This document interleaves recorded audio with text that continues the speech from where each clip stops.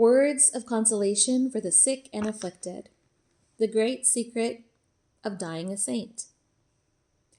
Our fear of death can be greatly mitigated when we realize what we attain by accepting death with perfect resignation to the will of God. For the dying, this holy resignation is so great and so special a grace that the saints consider it a sure sign of predestination, for the offering of one's life is the greatest and most difficult sacrifice man can bring. Death is the punishment for sin. Now, if man accepts this punishment willingly, he renders God inexpressible honor, love, and satisfaction. Venerable Blosius assures us that if anyone when dying makes an act of perfect resignation to the will of God, not only will he be preserved from hell, but even from purgatory. Because this act of perfect resignation is an act of perfect love, and the love of God is the greatest of all virtues. God is love, and we have been created by him for true, eternal love. Sin is an offense against this love. Yea, and for this reason grievous sin deserves everlasting death. Through the hatred of the evil spirit, sin came into the world, and through sin, death. In consequence of original sin, all mankind are subject to death, and many deserve it 1,000-fold on account of their 1,000-fold mortal sins. But in spite of this, death is not a misfortune if we die in the love of God. It is rather the entrance to the enjoyment of celestial happiness, to the never-ending bliss of heaven.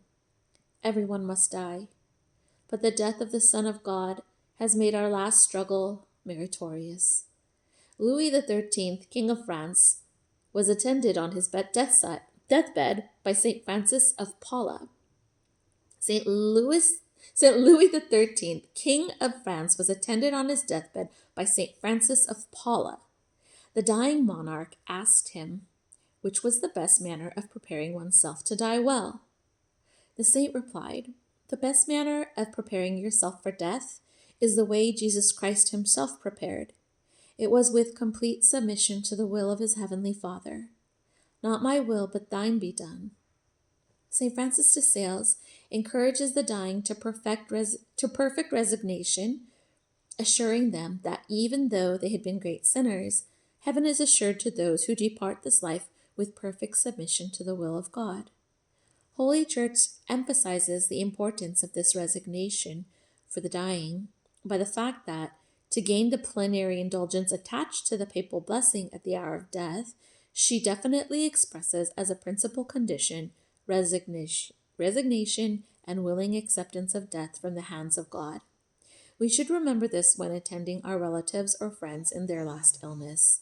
By exciting in them the proper disposition to endure their agony in holy resignation, we render them an invaluable service.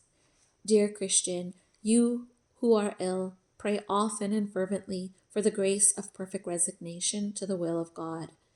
By a decree on March 9, 1904, the Holy Father, Pope Pius X, granted to all faithful a plenary indulgence for the hour of death, if they in their lifetime, on any day of choice, after having received the sacrament of penance and Holy Eucharist, recite the sentiments of true love of God, the following prayer.